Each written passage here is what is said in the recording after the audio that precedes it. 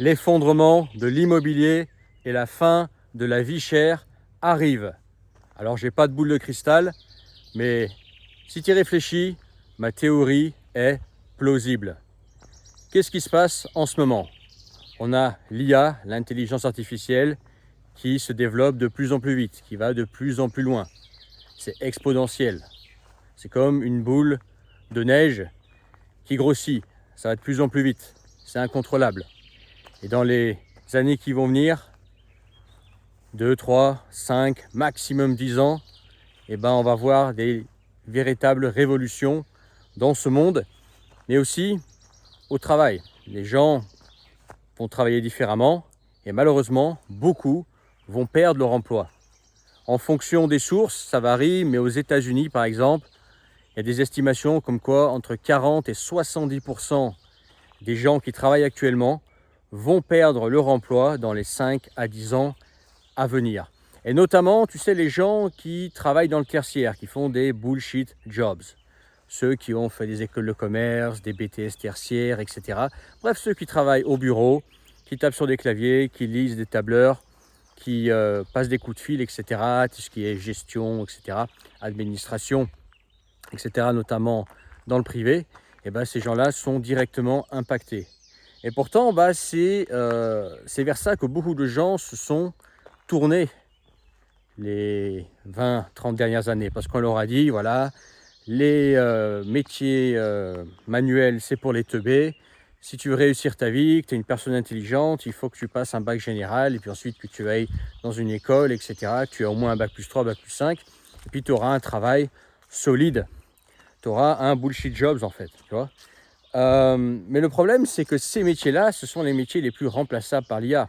Et quand ça va se démocratiser, quand les entreprises vont comprendre qu'elles peuvent remplacer parfois des salaires qui vont de 50 000 à 100 000 euros par an par des IA, elles ne vont pas se gêner pour le faire.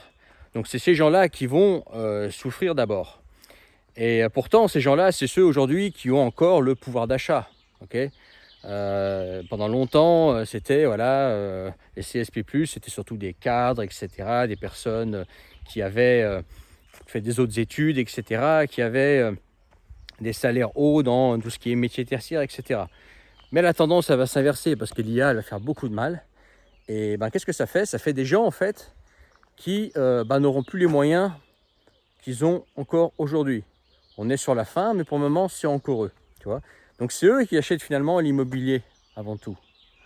C'est eux qui décident du marché. Parce qu'un marché, c'est quoi? Un marché, c'est quand tu as de l'offre, mais tu as aussi une demande. S'il n'y a plus de demande et qu'il n'y a plus personne pour acheter, le marché n'existe pas. Tu comprends ce que je veux dire? Et qu'est-ce qui va se passer? C'est qu'aujourd'hui, on a de l'immobilier qui est beaucoup trop cher pour ce qu'il est. Quand on voit les prix, tu te dis, mais attends, mais ça ne vaut pas ce prix-là. C'est irrationnel. Pourtant, les prix sont affichés. Il y a même des acheteurs de temps en temps. Okay, parce qu'on est encore sur la fin de... On est sur la fin de ce vieux monde et beaucoup de gens croient que ça ne va pas changer. Mais s'il n'y a plus d'acheteurs, ou que les acheteurs n'ont plus les moyens, qu'on se retrouve avec 40-70% de gens qui se retrouvent au chômage en quelques années, par exemple. Qu'est-ce qui va se passer? Il n'y aura plus d'acheteurs, donc forcément, qui dit plus d'acheteurs, dit des prix qui vont se casser pour ceux qui voudront vendre. Okay, ceux qui ont investi en immobilier pour soit assurer leur retraite, soit pour faire de la spéculation. Alors tu vas me dire, mais moi je m'en fous, je suis propriétaire, de toute façon je loue. Ou alors, tant mieux que les gens puissent plus acheter de l'immobilier, ça fera plus de locataires. C'est quelque chose qu'on peut entendre et effectivement, à première vue, ça paraît tenir debout. Mais il ne faut pas oublier, c'est que là, en ce moment, je parle en quelle langue? Je parle en français. La majorité d'entre vous vivez en France. Et que s'il y a de plus en plus de chômage, de plus en plus de gens qui se retrouvent sans argent, etc., donc de plus en plus de locataires, etc., tu vas louer à des gens qui potentiellement n'auraient pas l'argent pour payer les loyers ou qui ont l'argent, mais qui utiliseront la loi française contre les propriétaires. Parce qu'en pratique, un locataire, s'il veut ne pas payer son loyer pendant très longtemps, il peut. Et oui, pour le dégager, c'est très compliqué. Et je t'en parle même pas s'il a des femmes avec des enfants. Là, tu es parti pour des années à avoir un locataire qui n'en est pas un, mais quelqu'un qui squatte ton appartement, ta maison, sans que tu puisses faire quelque chose. Okay, donc, c'est pas mieux. Donc, tu vois ce que je veux dire, c'est que l'immobilier, ça a une certaine valeur tant qu'il y a des acheteurs, tant qu'il y a un bon pouvoir d'achat qui tourne, etc. Tant qu'il y a des locataires sérieux, etc. Mais si le pays se clochardise, puisque je prends l'exemple de la France, j'aurais pu prendre l'exemple d'autres pays, mais bon, on va rester à la France, comme je parle français ici. Si le pays se clochardise, eh ben c'est tout un ensemble, c'est l'immobilier qui va prendre une tannée, c'est les relations locataires-propriétaires qui vont encore plus se tendre, il y aura encore plus d'impayés, il y aura encore plus voilà, de sélection pour ceux qui chercheront justement à louer quelque chose, parce que les propriétaires auront très peur. Ceux qui ont misé sur l'immobilier, bah, ils vont se retrouver à vendre des biens qu'ils ne pensaient pas vendre à ce prix-là, ou ils ne vont pas trouver d'acheteurs du tout. D'ailleurs, ça existe déjà en France dans certains endroits. Il peut être très difficile de vendre son bien parce que personne ne veut vivre dans ces coins-là, parce qu'aujourd'hui encore, même si ça pourrait changer justement avec les IA et peut-être le retour du télétravail, pour le moment, en France, le travail, il est dans les grandes villes. Donc si tu te retrouves avec une maison, un appartement qui est certes magnifique, mais au milieu de rien, eh ben, tu peux te retrouver avec quelque chose qui est invendable ou très peu liquide. Et ça, c'est pareil pour tous les autres, hein, ceux qui ne font pas d'immobilier, mais ceux qui ont, par exemple, vendent des services, des prestations, qui vendent des produits, etc. Il faut des acheteurs. Alors bien évidemment, il faut toujours de quoi manger, mais sinon le reste, tout ce qui est loisirs, etc., tout ce quoi on peut se passer pour survivre, okay, pas pour vivre confortablement, pour survivre. Et ben c'est les premiers produits, les premiers services, les premiers secteurs à souffrir dans ce cas-là. Okay, donc c'est un ensemble qui va prendre une grosse tannée. Donc qu'est-ce que ça va amener? Mathématiquement, ça va amener une baisse de tout, baisse de l'immobilier, baisse des prix en général, etc. Tout simplement parce que, bah, à bout d'un moment, tu as beau tirer sur la corde, les gens, ils n'ont pas l'argent. Okay, tu peux tirer sur la corde, tu peux demander plus d'argent à quelqu'un qui ne veut pas payer ton prix, mais qui a l'argent. Tu sais que cette personne a l'argent. Et comme cette personne n'a pas le choix, elle va quand même payer. Mais si cette personne, elle a beau vouloir payer, mais elle ne peut pas plus, au bout d'un moment, bah, les prix se tassent, voire descendent, parce qu'il n'y a pas les acheteurs en face. Même si tu utilises, je sais pas, tous les moyens que tu veux pour essayer de forcer, entre guillemets, ces gens à acheter, s'ils n'ont pas l'argent, comment tu fais? Tu vois? Donc moi, cette histoire d'inflation qu'on vit aujourd'hui, cette histoire de prix qui devient complètement dingue, voire irrationnel, etc. Pour moi, c'est une bulle. On est en plein dedans. Là, on est dans la crise du coût de la vie. On est dedans, mais je ne le vois pas durer longtemps, en fait. Je ne le vois pas durer longtemps parce qu'il y a trop de phénomènes qui font que ça ne peut pas tenir. Les gens, déjà, maintenant, n'ont plus d'argent, ils ne tiennent pas. Il va y avoir un raz-de-marée avec l'IA. Et puis, n'oublie pas aussi les impôts qui augmentent. Hein. Qu'est-ce que c'était, ça? Putain, c'est un serpent, oh. Dommage, j'aurais voulu savoir ce que c'est comme serpent. Si c'était une couleuvre ou quoi. Mais, qu'est-ce que je te disais? Je te parle de serpent, moi, là. Ah, ici, il y a tout. Hein. Ici, on a serpent, biche, on a... Qu'est-ce qu'on a encore? On a les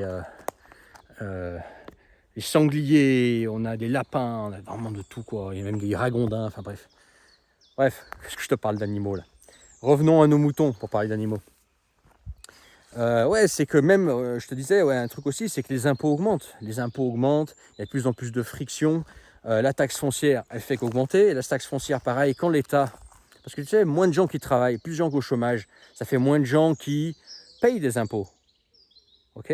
Et ça fait plus de gens possiblement au RSA, c'est ce que je veux dire. Donc il faut bien aller gratter l'argent quelque part. Donc ceux qui vont... Où est-ce que l'État va gratter l'argent? Bah, ceux qui l'ont. Donc ça va être les entrepreneurs qui vont encore plus se faire massacrer, donc encore plus de gens qui vont arrêter leur entreprise, etc., ou qui ne pourront pas embaucher ou pas faire tourner l'économie ou pas grossir.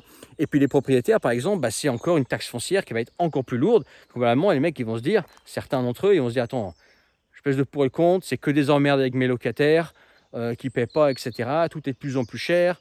Les impôts, etc., ça vaut pas le coup, en fait. Viens, je me débarrasse de cette plaie. Tu vois, ça pourrait être ça. Donc, moi, je pense qu'on est en pleine crise de logement. Voilà, ça, c'est quelque chose qui ne va pas durer. On verra bien avec le temps, mais il y a trop de changements en ce moment qui sont en train d'arriver dans le monde. Et je vois trop de changements arriver dans les 5-10 ans à venir, qu'on va se retrouver dans un monde, je pense, hein, après, on verra, je n'ai pas de boule de cristal, mais on va se retrouver dans un monde dans 10 ans qui n'aura plus rien à voir avec ce qu'il y a aujourd'hui. toutes les logiques d'aujourd'hui, elles auront plus sens. Et pour moi, cette histoire de coût de la vie qui devient complètement dingue, qui est bien réelle, hein, pour moi, c'est pas quelque chose qui est tenable. C'est pas quelque chose qui est tenable à long terme. À condition que le marché reste libre. Hein. Après, quand tu te retrouves dans un pays communiste, là, il n'y a plus de débat. Tu vois, plus personne ne fait ce qu'il veut. Okay, là, c'est régulé par l'État et puis c'est tout. Mais tant qu'on est dans un système, on va dire, de libre de marché, pour moi, cette crise du logement, elle est intenable. Elle est intenable à terme. Et je vois bien les choses s'effondrer au niveau coût de la vie, immobilier, etc. Drastiquement dans les années à venir. Dis-moi ce que tu en penses, toi, en commentaire. Quelle est ta vision là-dessus, sur la crise du coût de la vie, du logement, de tout ce que tu veux, c'est tout lié. Hein. Crise des impôts, etc. Il y a tous ces gens qui se plaignent qu'ils n'ont pas d'argent, à juste titre. Hein, le pouvoir d'achat, par exemple, des Français s'effrite, c'est clair. Hein. Alors, on n'a plus le pouvoir d'achat qu'on avait, ne serait-ce qu'il y a 20 ans. Hein, ça ne peut rien avoir. Et là, dans la description, le premier lien, tu peux rejoindre mes contacts privés, le canal Telegram qui est gratuit, recevoir gratuitement aussi mes messages à venir. Et si tu veux qu'on s'appelle, toi et moi, tu peux réserver un appel avec moi, un appel visio. On parle du sujet que tu veux. C'est dans la description, toujours le premier lien. Et voilà, mets ton pouce. N'oublie pas de t'abonner si ce n'est pas encore fait. Et puis, partagez. Allez, ciao.